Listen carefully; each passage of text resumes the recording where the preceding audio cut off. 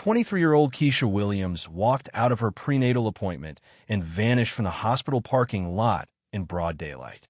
Her car keys were found by her vehicle, purse still inside, engine running. No witnesses, no security footage, no leads. For 24 years, her twin sister never stopped searching until she discovered evidence that would shatter everything she believed about that day. What she found will make you question everything you thought you knew about trust. October 12, 2023, 3:30 p.m. Tamika Williams was organizing medical records in the basement of an abandoned storage facility when she found the box that would destroy 24 years of lies. The closure of Detroit General Hospital had left thousands of patient files in limbo, and as a licensed private investigator, Tamika had been contracted to sort through decades of documentation before destruction. The box was labeled OB Confidential 1999 to 2001 and had been deliberately hidden behind water heaters in the facility's darkest corner. Unlike other medical records stored in standard filing systems, this container was secured with multiple locks and wrapped in waterproof plastic, preservation methods that suggested someone intended these documents to survive long-term storage. When Tamika forced open the locks, she discovered her twin sister's complete medical file, including records that hospital administrators had claimed were lost forever in a computer system upgrade. But Keisha's file wasn't alone. 73 other pregnant women's records filled the box, each documenting disappearances that had been explained away as complications or transfers to specialized facilities. The evidence that spilled across the concrete floor painted a picture of systematic medical kidnapping that had operated for over 15 years. Falsified death certificates claimed the women had died in childbirth from sudden complications. Adoption papers transferred their babies to wealthy families across the country. Financial records showed payments to hospital staff for special services that coincided perfectly with each disappearance. Keisha's file contained the truth that Tamika had spent half her life seeking. The final medical entry, dated May 23, 1999, 3 days after Keisha vanished from the parking lot, read, "Patient expired due to complications during emergency delivery. Infant female healthy, transferred per prearranged adoption agreement." But Tamika knew her sister had never been in labor. Keisha had been 7 months pregnant, nowhere near full term, when she disappeared after what should have been a routine prenatal checkup. The medical records revealed a systematic lie. Keisha hadn't vanished from parking lot. She had been sedated during her appointment, transported to a hidden facility, and murdered after being forced to deliver her baby. The adoption papers for baby girl Williams showed the infant had been placed with a family in Los Angeles for $150,000. Payment records revealed that Dr. Patricia Hoffman, the obstetrician who had treated Keisha, received a $25,000 bonus 3 days after the disappearance. Security guard Marcus Johnson, who claimed to have discovered Keisha's abandoned car, was paid $10,000 for special services on the same date. Tamika stared at correspondence between the hospital and an adoption agency that read like a business transaction. Healthy African-American female, 7 months gestation, excellent medical history. Delivery can be scheduled within 48 hours of client selection. Mother has no family support system. Minimal risk of investigation. The documents proved that Keisha hadn't been the victim of a random crime or personal crisis. She had been systematically targeted, kidnapped, and murdered by medical professionals who sold her baby to the highest bidder. The hospital parking lot story had been an elaborate cover-up designed to hide systematic baby trafficking that treated pregnant black women as commodities to be harvested. For 24 years, Tamika had believed her twin sister had simply vanished. Now she held proof that Keisha had been betrayed by the very medical system she had trusted to protect her and her unborn daughter. The search that had consumed Tamika's entire adult life was about to become a quest for justice against an industry that had turned motherhood into a death sentence. The box contained evidence of the most carefully guarded secret in American healthcare, that hospitals have been systematically murdering pregnant women and selling their babies to wealthy adoptive families who never knew their children had been obtained through cold-blooded murder. May 15, 1999. 5 days before Keisha would be murdered for her unborn child. Keisha Williams stood in front of the bathroom mirror at 6:30 a.m., gently rubbing her 7-month belly while her identical twin sister, Tamika, braided her hair for another day of work at the Detroit assembly plant. At 23, the sisters had survived 16 years in foster care by protecting each other, and now they were preparing to welcome the next generation of their tiny family. "She's kicking like crazy this morning," Keisha laughed, placing Tamika's hand on her rounded stomach. "I swear this baby knows her Aunt Mika is here." Tamika felt the strong kicks beneath her palm and smiled with a wonder that came from knowing she would be the closest thing to a grandmother this child would ever have. She's going to be a fighter, just like her mama, just like both her mamas. The twins had been inseparable since birth, but foster care had forged their bond into something unbreakable. Separated multiple times by social workers who thought individual placements might be better for development, Keisha and Tamika had found ways to communicate across cities and counties. They had learned to trust only each other in a system that treated them as problems to be managed rather than children to be loved. Now, at 23, they shared a small apartment in Detroit's East Side, pooling their modest wages to create the stable home they had never experienced as children. Keisha worked double shifts at the assembly plant while attending night classes for her business degree. Tamika was in her final year of nursing school, studying between shifts at a local hospital where she learned about patient advocacy and medical ethics. "I've been thinking about names again," Keisha said as Tamika finished the intricate braids that would keep her sister's hair neat during a 10-hour shift. "What do you think about Aaliyah?" "It means exalted in Arabic." Tamika's eyes filled with tears at her sister's choice. After growing up nameless in the system, always the Williams twins, or bed 7 and bed 8, Keisha wanted to give her daughter a name that proclaimed her worth to the world. "It's perfect. Aaliyah Williams sounds like a future president." The pregnancy had been unplanned, but never unwanted. When Keisha discovered she was carrying a child, Tamika immediately rearranged her nursing school schedule to accompany her sister to every prenatal appointment. They had attended parenting classes together, set up the nursery together, and planned a future where Aaliyah would grow up surrounded by the unconditional love her mother and aunt had never received. Keisha's prenatal care at Detroit General Hospital had been exemplary, with Dr. Patricia Hoffman providing attentive monitoring throughout the pregnancy. The baby was healthy, growing perfectly, and scheduled to arrive in July. Keisha trusted the medical system completely, grateful for healthcare providers who treated her with respect despite her youth and unmarried status.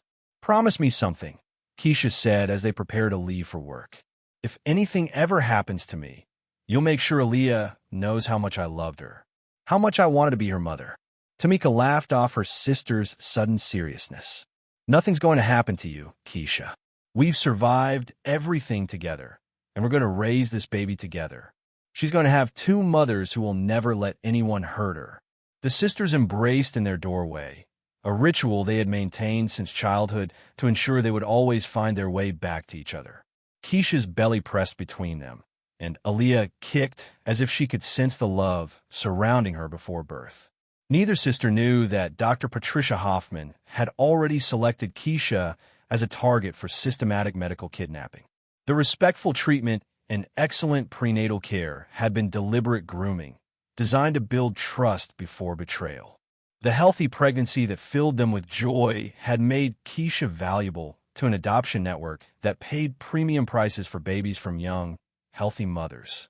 In 5 days, the bond that had sustained both sisters through foster care trauma would be tested by medical professionals who saw pregnant Black women not as patients to heal, but as resources to harvest.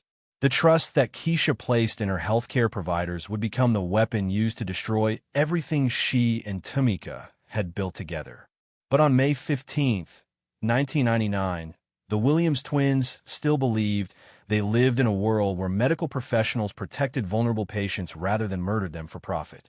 May 20th, 1999, 2 p.m., Keisha Williams sat in the familiar examination room at Detroit General Hospital, her 7-month belly carefully measured by Dr. Patricia Hoffman during what should have been another routine prenatal checkup. For the first time in months, Tamika wasn't beside her.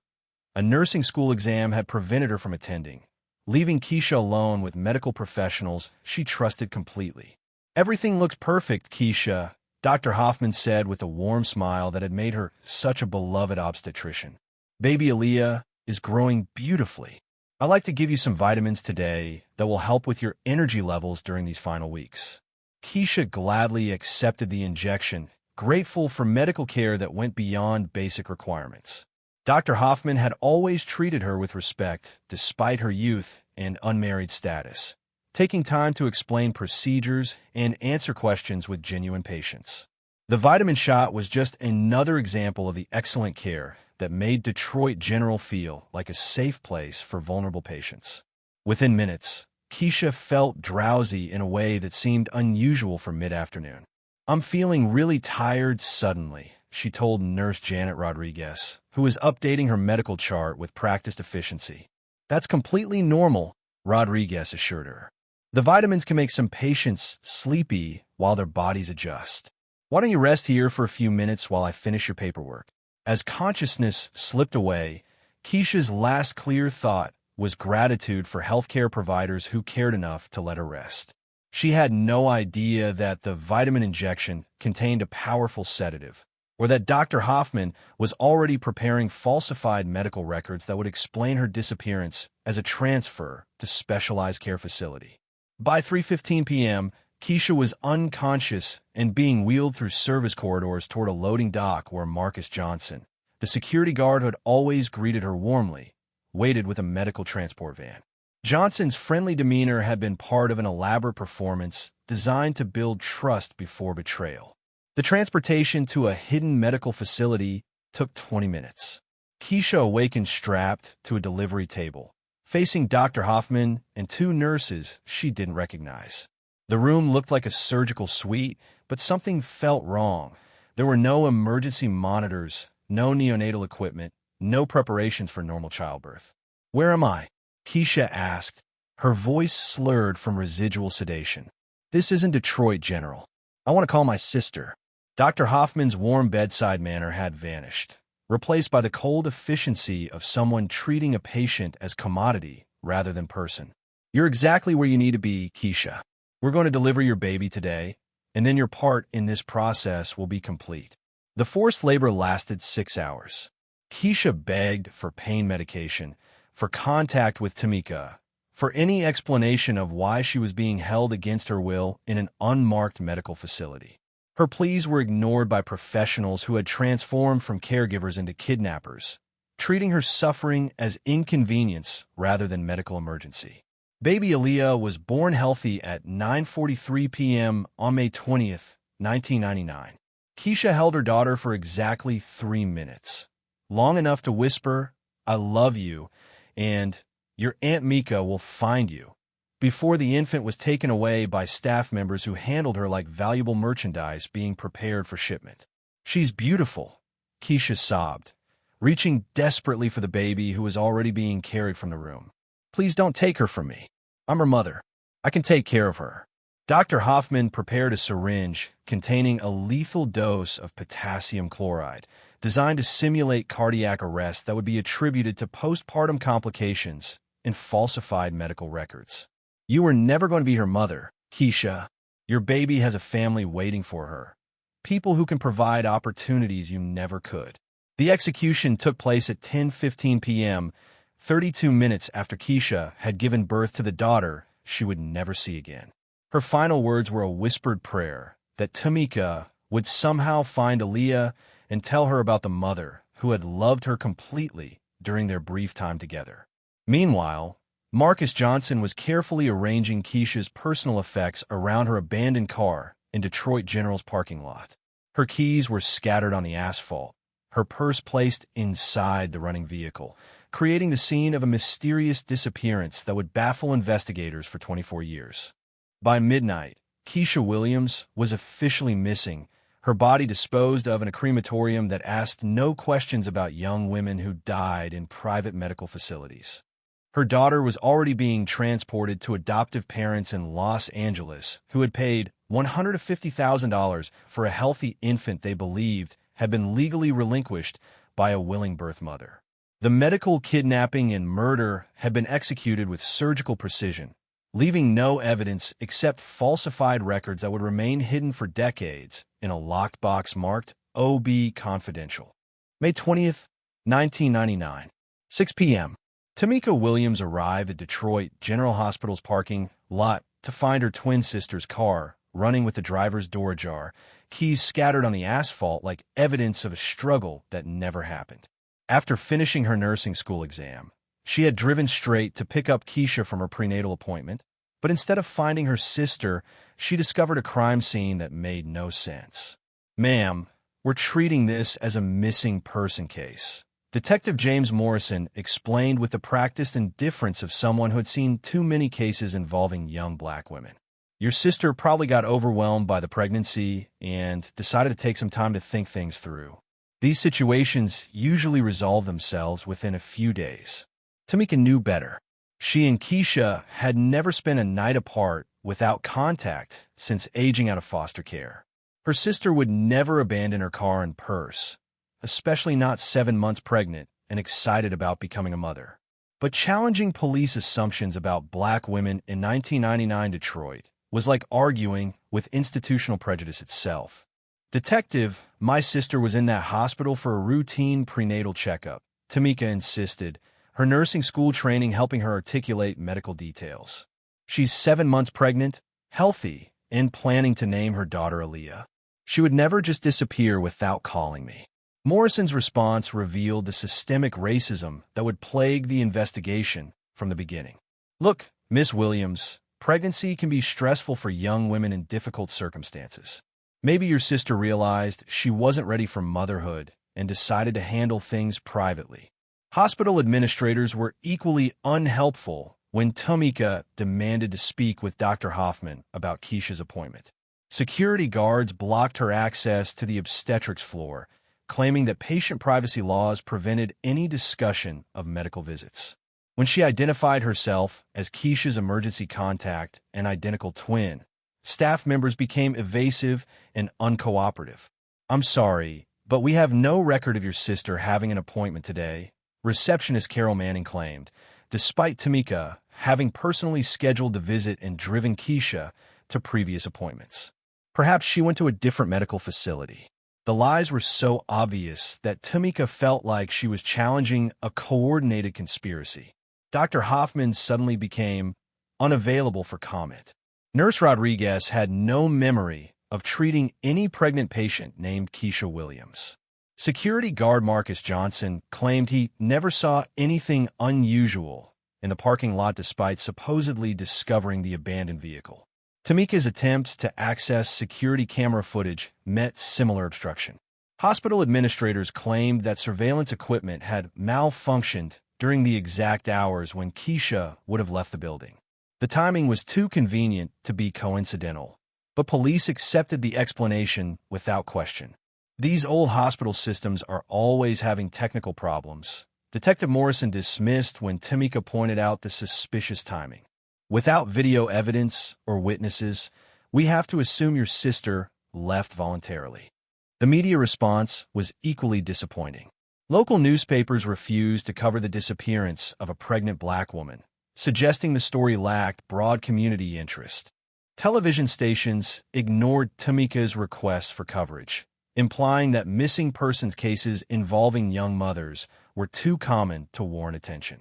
Community support came from the churches and neighborhood organizations that understood how the system failed women like Keisha. Volunteers distributed missing person flyers throughout Detroit's East Side, organized prayer vigils, and pressured city officials for more aggressive police work. But institutional power remained aligned against finding the truth. Private investigator Michael Torres, hired with funds raised by Keisha's church, immediately identified the same inconsistencies that troubled Tamika. Hospital staff members gave contradictory statements about timeline and procedures. Medical records were unavailable for reasons that changed depending on who asked. The missing security footage suggested deliberate concealment rather than technical failure. But Torres's investigation ended abruptly when his office was burglarized and all files related to Keisha's case were stolen. Nothing else was taken from his building, not computers, not cash, not other client files. Only evidence related to a missing pregnant woman vanished in a break-in that police dismissed as routine criminal activity. By August 1999, official interest in Keisha Williams had evaporated. Detective Morrison closed the case as a voluntary missing person, despite having no evidence that Keisha had chosen to disappear. Hospital administrators stopped returning Tamika's calls. Media outlets moved on to stories they considered more newsworthy than a missing black mother. The systematic obstruction convinced Tamika that her sister hadn't simply vanished. She had been deliberately disappeared by people with enough power to control police investigations, hospital records, and media coverage. The search for Keisha Williams would become a 24-year battle against institutional forces that treated vulnerable black women as expendable. August 1999, 3 months after Keisha vanished without a trace. Tamika Williams dropped out of nursing school 2 weeks before graduation, unable to concentrate on medical studies while her twin sister remained missing. The decision cost her everything she had worked toward, but continuing to study patient care felt impossible when healthcare professionals had failed to protect the person she loved most in the world. Instead, Tamika enrolled in a private investigation certification program determined to develop the skills that police and hospital security had refused to use in searching for Keisha. If the system wouldn't find her sister, she would build the expertise to find her herself. The transformation from nursing student to investigator reflected a fundamental loss of faith in institutions that claimed to protect vulnerable people. By 2001, Tamika had obtained her private investigator license and opened a one-woman agency specializing in missing persons cases involving women of color. Her first client was Dorothy Martinez, whose pregnant daughter had disappeared from the same Detroit General Hospital where Keisha had vanished. The similarities were too obvious to ignore. Young mother, routine appointment, abandoned car, uncooperative staff. The pattern became clearer with each new case. Tamika documented 17 pregnant women who had disappeared from Detroit area hospitals between 1995 and 2005. All were young, unmarried, and African American. All had been receiving prenatal care from Dr. Patricia Hoffman or her associates. All had left behind abandoned vehicles and confused families who received no meaningful assistance from police. Tamika maintained detailed files on each disappearance, tracking hospital staff changes, financial records, and suspicious coincidences that suggested coordinated activity rather than random crimes. She discovered that security guard Marcus Johnson had found abandoned vehicles in 6 different cases. Nurse Janet Rodriguez had been present during the final appointments of 9 missing women. The patterns were too consistent to be coincidental. Hospital administrators responded to Tamika's investigations with increasingly aggressive legal tactics. Cease and desist orders claimed she was harassing staff members. Restraining orders prevented her from approaching hospital property. Lawsuits threatened her private investigator license for malicious investigation of respected medical professionals. But Tamika's persistence was fueled by more than professional obligation. She maintained Keisha's apartment exactly as her sister had left it, paying rent for 24 years while hoping for a return that never came. The nursery remained prepared for Aaliyah's arrival, with clothes and toys waiting for a baby who had either died with her mother or disappeared into an adoption system that left no traces. The technological revolution of the 2000s gradually made Tamika's investigations more sophisticated.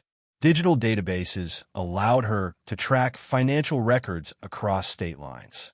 Social media enabled families of missing women to connect and share information. DNA testing offered hope for identifying remains or matching separated family members. By 2010, Tamika had documented 43 missing pregnant women from hospitals across Michigan, Ohio, and Illinois. The geographic scope suggested an organized network rather than isolated incidents.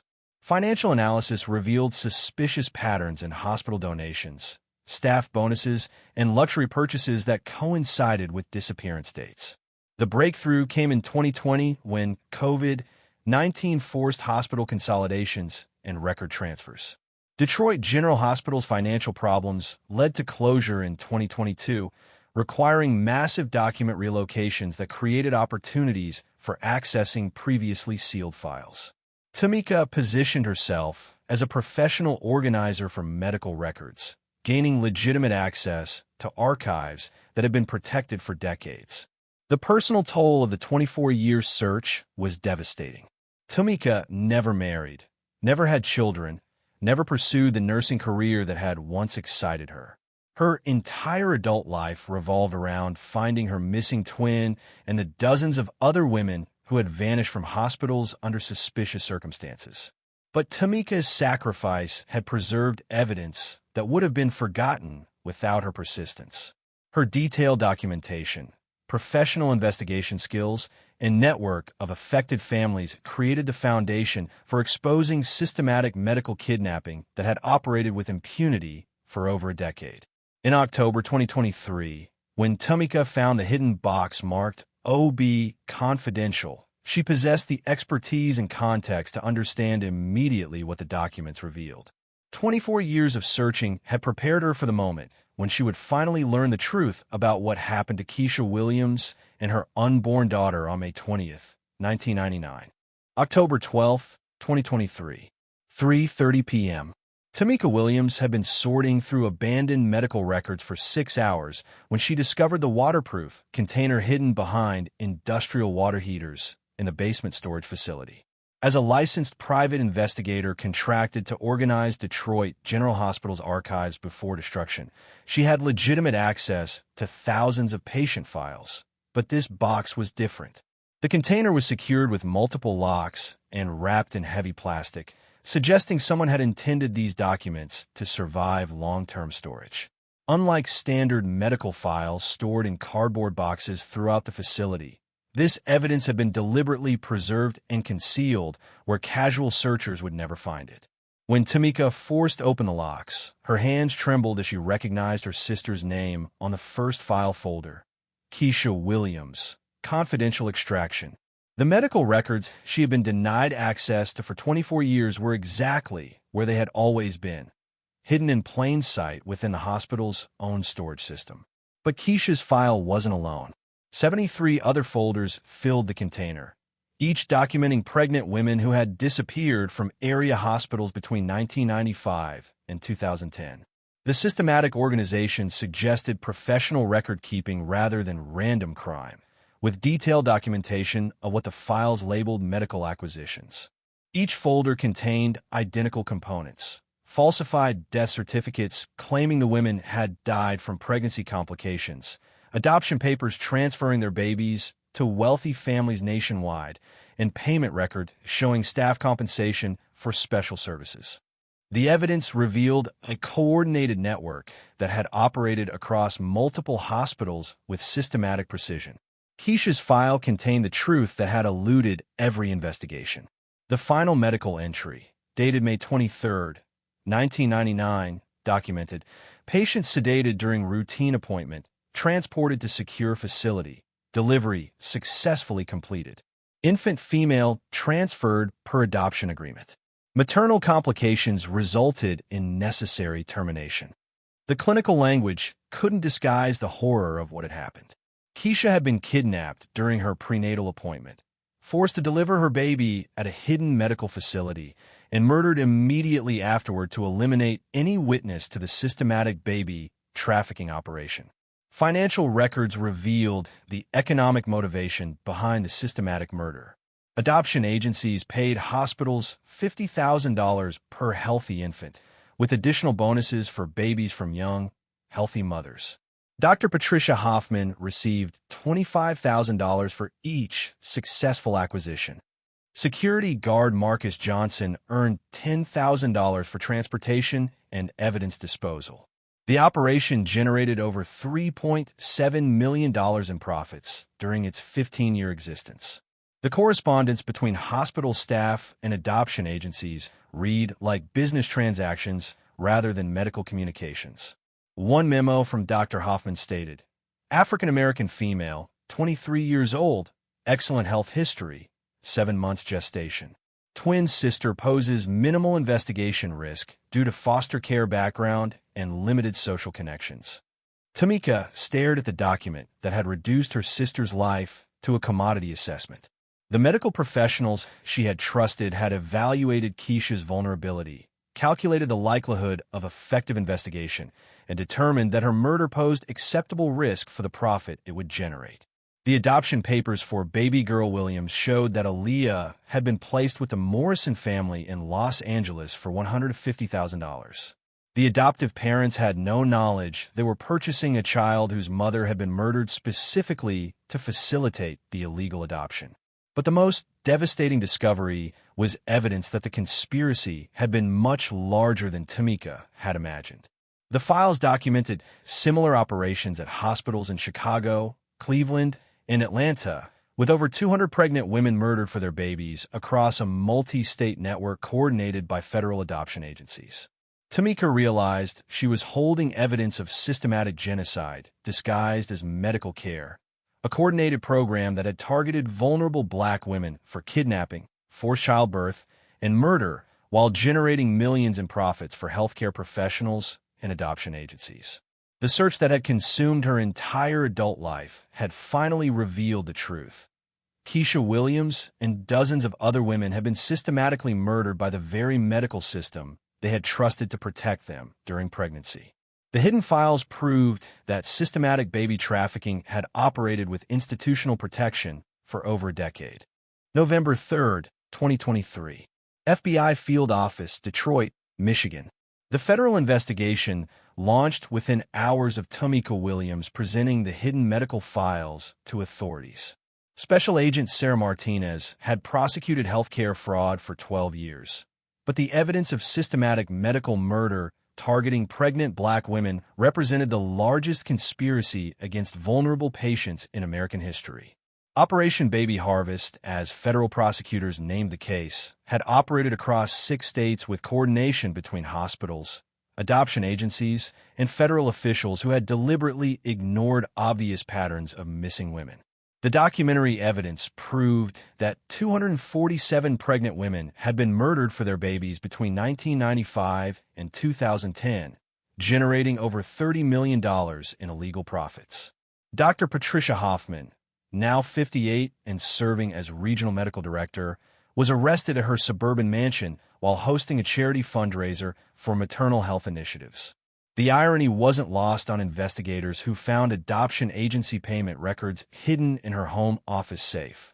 Security guard Marcus Johnson was taken into custody at Detroit Metropolitan Airport, attempting to flee to Mexico with $2.3 million in offshore accounts. The arrests revealed a network that had treated pregnant Black women as renewable resources for an illegal adoption industry. Hospital staff received bonuses for identifying vulnerable patients with limited family support. Federal adoption agencies coordinated with wealthy families willing to pay premium prices for healthy infants from young mothers. State child welfare officials falsified documents to legitimize trafficking operations.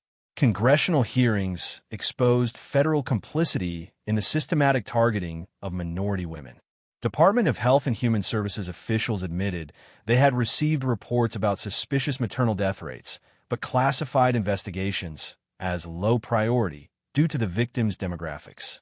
FBI agents acknowledged ignoring missing person cases involving young Black mothers, assuming they had abandoned their responsibilities. The scope of institutional betrayal was staggering. Medical professionals had weaponized prenatal care against vulnerable patients. Federal agencies had protected trafficking operations through deliberate neglect. Wealthy adoptive families had unknowingly participated in systematic genocide while believing they were providing homes for willingly relinquished children. International human rights organizations condemned the revelations as evidence of systematic targeting based on race and economic status. The United Nations demanded accountability for what legal experts classified as genocide under international law, the systematic killing of members of a targeted group with intent to destroy part of that population. Keisha Williams and 246 other women have been murdered not for individual crimes or personal conflicts, but for being young, black, pregnant, and vulnerable to systematic exploitation by institutions they had trusted with their lives and their children's futures. March 20th, 2024. Los Angeles, California. 24-year-old Aaliyah Morrison stood in the doorway of her adoptive parents' home, staring at the woman who looked exactly like the mother she had never known. DNA testing had confirmed what Tamika Williams had spent half her life believing, that Keisha's daughter had survived and been raised with love by a family who never knew their child had been obtained through murder. "You have her eyes," Tamika whispered, touching Aaliyah's face with trembling hands. "Your mother would be so proud of the woman you've become." The reunion that had seemed impossible for 24 years was complicated by grief for the mother Aaliyah would never meet and gratitude for the adoptive family who had raised her. The Morrison family, devastated to learn their daughter's origins, supported the reunion while processing their unknowing complicity in systematic baby trafficking. Federal justice came swiftly for the conspiracy that had destroyed hundreds of families. Dr. Patricia Hoffman received life imprisonment for murder and racketeering. Marcus Johnson was sentenced to 40 years for his role in kidnapping and disposing of evidence. 12 hospital administrators and adoption agency officials faced lengthy prison terms for coordinating systematic genocide. The $2.1 billion settlement awarded to affected families transformed lives, but couldn't restore the mothers who had been murdered or the decades of separation between surviving relatives. Tamika used her portion to establish the Keisha Williams Foundation, providing resources for families searching for children taken through illegal adoption schemes. Aaliyah, a medical student inspired by her aunt's advocacy, dedicated her career to protecting vulnerable pregnant women from exploitation. She maintained relationships with both her adoptive family and her biological heritage, representing hope for healing across communities devastated by systematic trafficking. The Federal Maternal Protection Act, passed unanimously by Congress, established independent oversight of all hospital maternal care and mandatory reporting of suspicious adoption-related activities. DNA databases were expanded to help reunite families separated by trafficking operations. Detroit General Hospital's former site became the National Memorial for Victims of Medical Violence, honoring 247 women whose trust in healthcare had been weaponized against them. Keisha Williams' name was inscribed alongside other mothers who had died protecting their children from systematic exploitation. The twin sisters' bond, tested by 24 years of separation, had ultimately exposed a network of medical murder that treated black women as commodities. Tamika's persistence had not only found her niece, but prevented future generations of families from experiencing similar devastation. Keisha's sacrifice had saved lives she would never know about in ways she never could have imagined. The twin bond that survived foster care and 24 years of separation ultimately exposed medical professionals who murdered pregnant women for profit, proving that family love is stronger than institutional evil and persistent truth more powerful than systematic lies. Keisha Williams trusted her doctor and lost her life. Her daughter grew up, loved by strangers who never knew the truth. Her twin sister sacrificed everything to find them both, transforming personal tragedy into justice for hundreds of families destroyed by medical trafficking. How many other vulnerable patients have been exploited by the institutions they trusted? What happens when healthcare becomes a weapon against those who need protection most? Can we ever fully trust again after learning how medical authority was used to commit genocide? Drop a comment below. Do you believe medical trafficking of vulnerable patients still happens today? Hit subscribe for more investigations proving that family bonds and persistent truth can defeat even the most protected institutional conspiracies.